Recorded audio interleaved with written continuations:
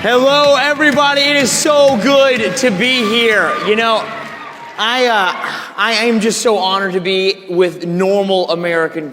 I mean, Washington, D.C., these globalists who want to indoctrinate our children, they want to remove our moral foundation from the next generation. They want to make a generation that's completely reliant on the government. When I'm around them in Washington, D.C., I literally feel like we're at battle at all times. And it's not just against flesh and blood up there. You can feel the tension in that city. So when I get to come down to Orlando and see real Americans who care about this country, it does my heart so good. So thank you for that.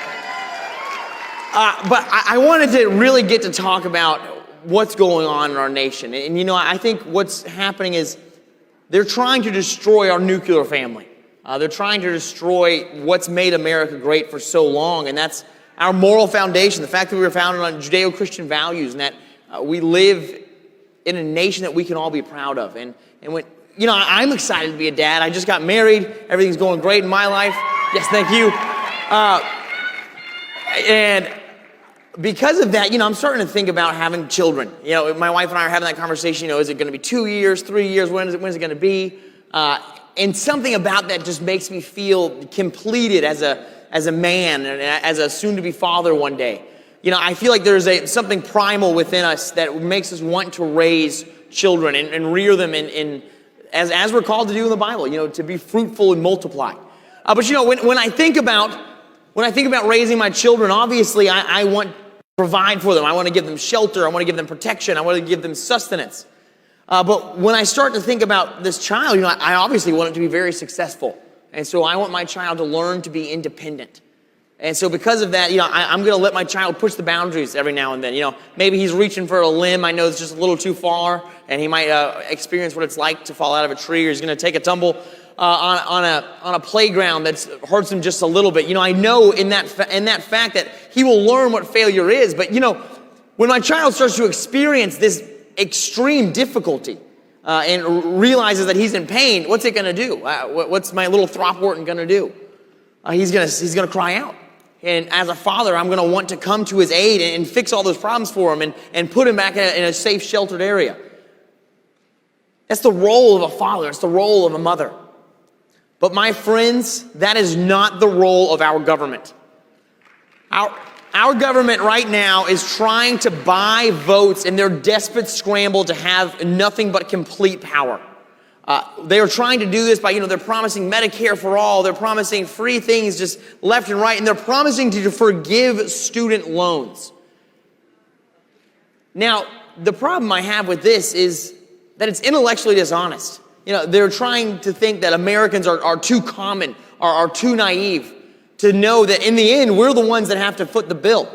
In the end, it is the next generation, my generation, that will have to foot the bill for this debt and pay these taxes because people wanted to give away free tuition, because people wanted to try and buy votes. But I believe that in this country, we should push back on that. We as Americans must realize that our number one guiding principle is personal responsibility. We have to realize that what happens in our country when the government comes and tries to come to our aid and raise us up, if you have a government that is strong enough to fix all of your problems and heal all of your woes, then my friends, you have a government that is also strong enough to one day take away all of your liberties. And as conservatives, it is our mandate to limit that power of government, to make sure that our liberties stay intact. Because, my friends, let me tell you, when I look at what's going on in this country, when I see that they are trying to silence us, they are trying to take away our rights to be able to defend ourselves, they're trying to make us become dependent on the government, they're trying to have indoctrination camps of schools, and the way they're trying to make us dependent on the government is through trying to say they want to get rid of all our student loans. But at the end of the day, what's going to happen is people who didn't even go to college, young men and women who became welders or linemen on power lines or HVAC repairmen, or people who've already paid off their student loans, now have to go and take care of the fiscal irresponsibility of another person. So I realize, in my mind, I believe that we all must take note that they do not want us to be responsible. They don't want us to take responsibility for the direction that our country is going in. Because my friends, the direction our country is going in, we all know is very dangerous. We are walking down a road that is very near socialism. They are trying to turn this country into a communist ash heap. And my friends, if we do not all start taking personal responsibility for our lives, if we all do not start saying, as this next generation of young conservatives coming up, saying that, it's not enough. We're not just going to take on the status quo. We're not just going to sit here and say, oh, well, I'll just patiently wait for my time to come to go make a difference in Washington or in my state government. My friends, if we do that, if we sit on the sidelines, we will not have a country to inherit.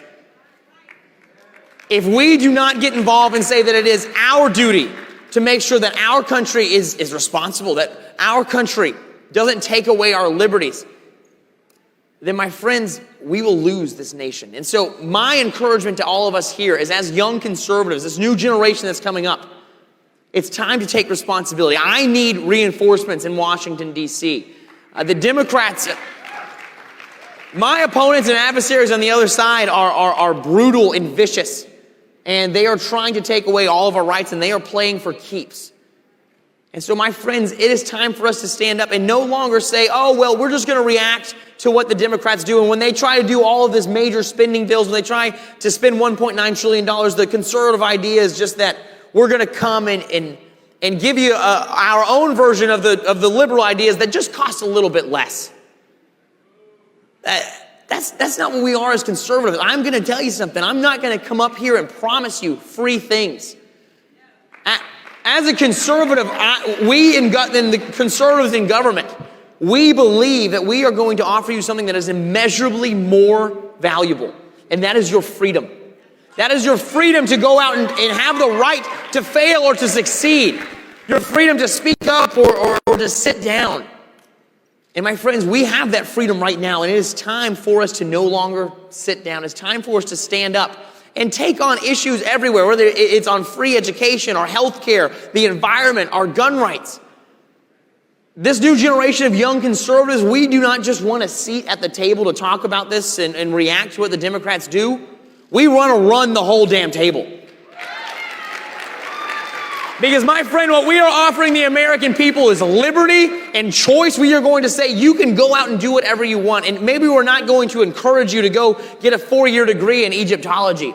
But rather, we're going to encourage you to get an education in a trade, something that makes our economy even more powerful.